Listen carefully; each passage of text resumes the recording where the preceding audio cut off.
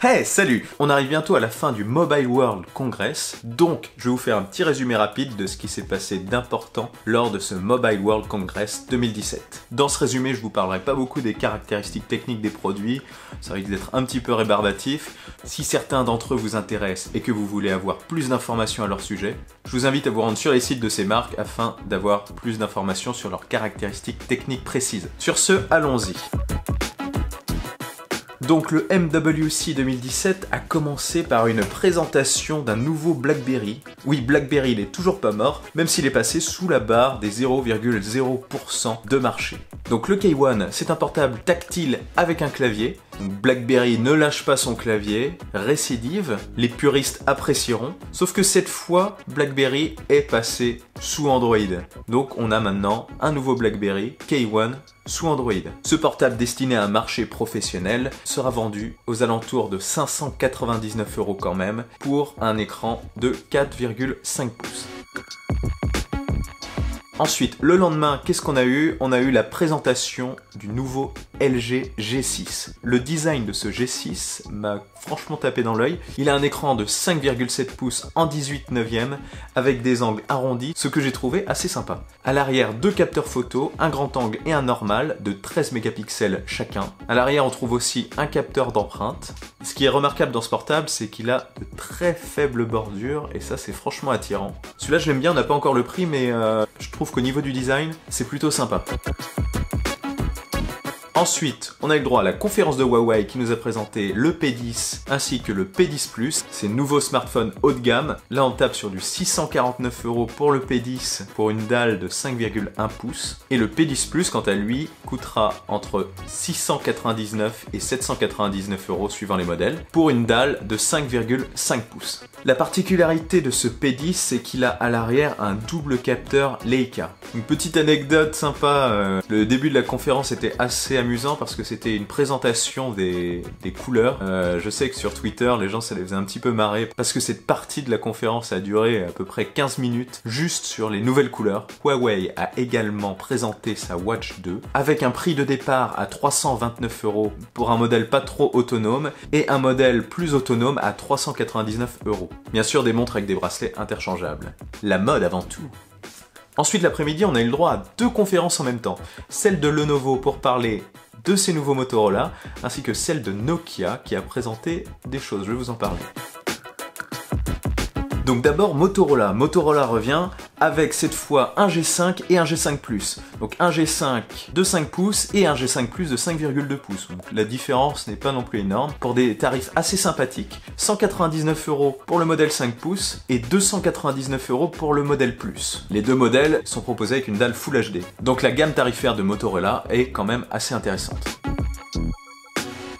Passons maintenant à Nokia. Nokia a été racheté et est désormais de retour, avec le Nokia 3 et le 5 qu'ils viennent de présenter, qui seront vendus aux côtés du 6. Le Nokia 3, un smartphone de 5 pouces proposé à un prix assez compétitif de 139 €. Le Nokia 5, quant à lui, sera proposé aux alentours de 189 € avec une dalle de 5,2 pouces. Donc Nokia revient avec des prix très agressifs, très compétitifs. Il se cale donc sur le marché de l'entrée de gamme. À noter un petit détail intéressant, ces deux smartphones sont sous Android et sans surcouche, donc du Android pur, ce qui promet une fluidité assez intéressante.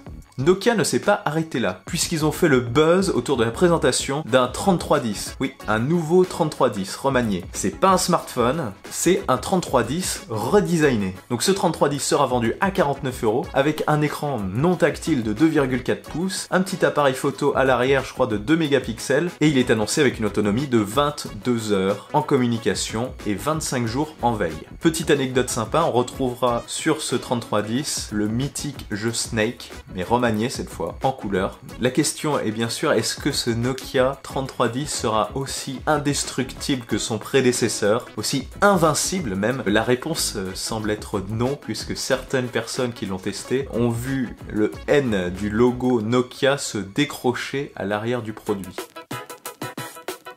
Ensuite dans la soirée, très attendu, on est passé à la conférence de Samsung qui n'a pas présenté le Galaxy S8, mais ça tout le monde s'y attendait. Samsung a cependant annoncé lors de sa conférence que le Galaxy S8 sera présenté le 29 mars à New York, mais à la place Samsung a présenté deux tablettes, la Samsung Galaxy Tab S3 et une Samsung Galaxy Book. Donc la première, la Tab S3, donc c'est une tablette annoncée comme étant une tablette haut de gamme avec un stylet, assez précis apparemment. Ensuite ils ont présenté le Galaxy Book, donc ça c'est un concurrent de la Microsoft Surface, proposé avec un clavier et un stylet et tournant sous Windows. Donc Samsung retente le coup sous Windows.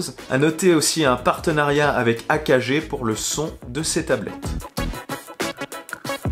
Ensuite, le lendemain, on a eu la conférence de Sony. Donc Sony a présenté 4 nouveaux smartphones, le Sony Xperia XZ Premium, un smartphone haut de gamme de 5,5 pouces, avec un écran 4K, donc il n'y a pas de prix, il n'y a pas d'informations sur la disponibilité pour l'instant. Ensuite, ils ont présenté le ZS, un smartphone de 5,2 pouces Full HD, puis ils ont présenté le XA1 ainsi que le XA1 Ultra. Le XA1 sera proposé à 299 $ pour une dalle de 5 pouces, le XA1 Ultra de 6 pouces, par contre il n'y a pas d'informations aujourd'hui sur son prix. Lors de cette conférence, Sony a également présenté un projecteur qui a la capacité de transformer un support en écran tactile. Vous le posez sur votre table et l'image projetée est tactile. Ensuite, Alcatel. Donc Alcatel a présenté le A3, un smartphone de 5 pouces destiné aux jeunes à 149 €, ainsi que le A5 LED, donc assez original celui-là. C'est un smartphone de 5,2 pouces vendu à 199 €, vraiment aussi destiné aux jeunes, puisqu'il présente une coque arrière composée de LED, une coque arrière interactive, donc qui s'anime en fonction de la musique ou d'autres tâches. Ils ont également présenté le U5, un smartphone de 5 pouces à 99 € seulement. On termine ce tour des conférences par Wiko. La marque française a présenté des nouveaux smartphones, le Wim et le Wim Lite. Cette fois, Wiko, qui était plus axé sur le low cost, passe sur le milieu de gamme avec un Wim à 400 €. Ce portable sera disponible avec un écran de 5,5 pouces Full HD et sera capable de filmer en 4K.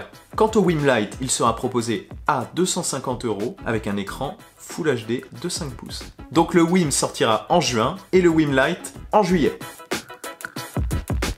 C'est la fin de ce tour d'horizon des différentes conférences du MWC 2017. Ce qui m'a le plus marqué, c'est d'abord le LG G6 que je trouve assez sympa esthétiquement, le retour de Nokia avec le 3310 et ses nouveaux téléphones bas prix. J'ai trouvé également fun le Alcatel avec ses petites LED derrière, c'est assez original. Et on sait désormais que Samsung présentera son S8 le 29 mars. Voilà, c'est la fin de cette vidéo. Si elle vous a plu, mettez un pouce en l'air, partagez-la. Et si vous avez des questions, laissez un commentaire dans le bas de cette vidéo et abonnez-vous à ma chaîne, c'est juste en bas de la vidéo.